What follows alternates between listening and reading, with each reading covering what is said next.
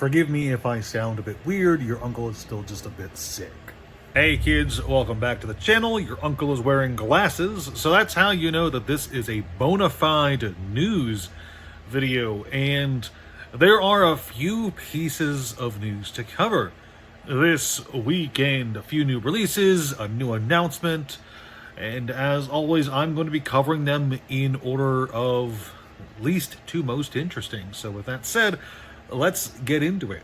First off, from the Universes TCG, we have a new entry in the Challenger series releasing with Star Trek Lower Decks. Let's move on.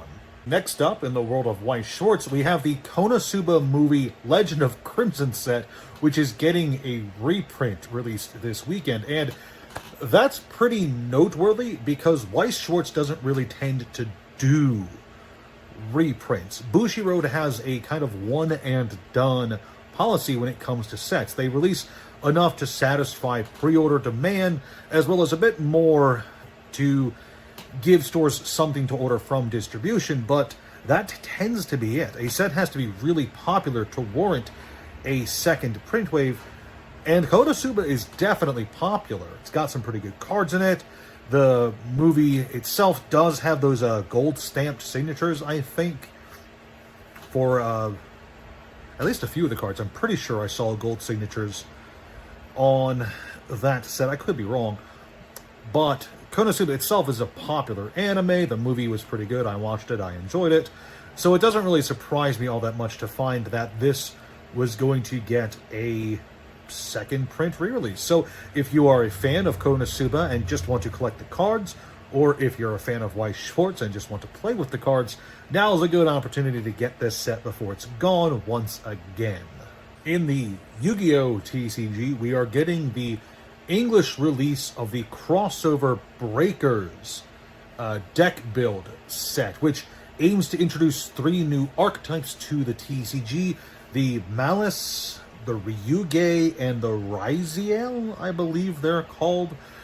And these are just 3 new archetypes with this entire set dedicated to giving these archetypes their initial English wave release, as well as the support that Konami thinks they will need in order to be playable or playable with the current Yu-Gi-Oh! Meta. They do these deck build packs from time to time in the OCG, and from time to time they get released in the TCG.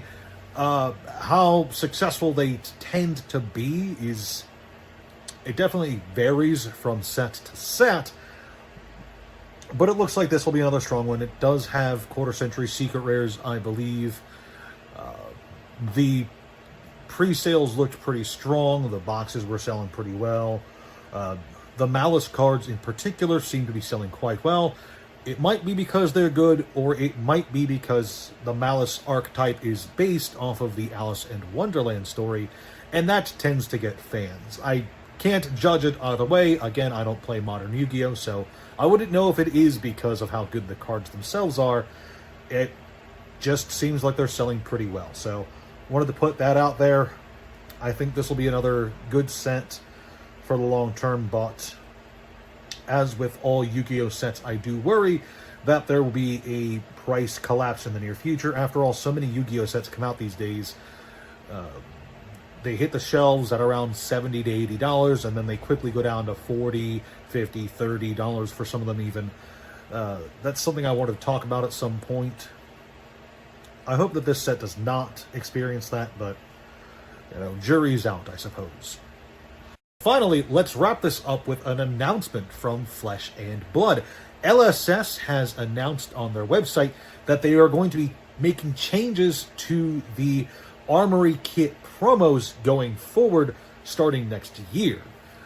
For those of you who don't know, Armory is the Flesh and Blood equivalent to FNM, where you show up to organized play, you get promos for participation, and you have the chance to win prizes, including playmats, special cold foil variants of cards, as well as participation promos. They are going to be changing that starting next year in February, I believe, and they're going to be swapping out the promos, the cold foils, all that jazz, And instead, the prize support is going to be a simple gem pack, which is going to be kind of their equivalent of what Yu-Gi-Oh! Has been doing with the OTS tournament packs. So that's nice. I'm super excited for this because apparently there's going to be all kinds of extended art, cold foils, and all kinds of nice chase cards in these. Hopefully similar to what we've seen with the Judge packs for Flesh and Blood, where there are some exciting cards hiding within. But I wonder what caused this change. Personally, I liked the current way Flesh and Blood has been doing their Armory prize support. You know, a little special foil for participation, a cold foil for winning, nice playmat showcasing art from the recent sets. It always felt kind of good to me, and I'm sure that this will be fine. I don't dislike pack-based prize support. In fact, I think most people enjoy winning packs of their favorite card game for winning their favorite card game. So I'm sure that this will be a very positive change going forward, and I am super excited to get my hands on some of these in the future. And with that said, that's everything for the news this week. If you liked that, or at least enjoyed my presentation of it, leave a like, consider subscribing, all that jazz. And if you have a topic that you'd like me to discuss in a future news update, let me know closer to the end of the week, and I'll try to squeeze it into a video. No push-ups in this one, though. That's for a separate video. Talk to you kids later. Ciao.